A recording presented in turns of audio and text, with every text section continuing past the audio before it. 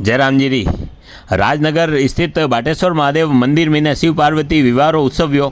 और मैं आपने बताऊं कि चौमुखा महादेव मंदिर प्रांगण शिव बारात निकली, जन में बड़ी संख्या में श्रद्धालु उपस्थित था। और शिव बारात में विभिन्न तरह की झांकियाँ सजाई गई, जन में भोलेनाथ हाथ में त्रिशूल खप्पर और डमरू हा। और जटे की शिव बारात में भूतारी टोली ही आणि बारात में अमरनाथ री विशेष झांकी ही।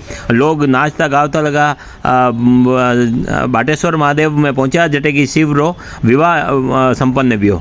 आणि कार्यक्रम दौरान समितिरा प्रमुख मधुसूदन जी सोनी, सुनील साहू, गणेश साहू, यशवंत रेगर, गोपाल प्रकाश, कपिल, दीपक, अजय, सोनू सहित बड़ी संख्या में श्रद्धालु मौजूद था।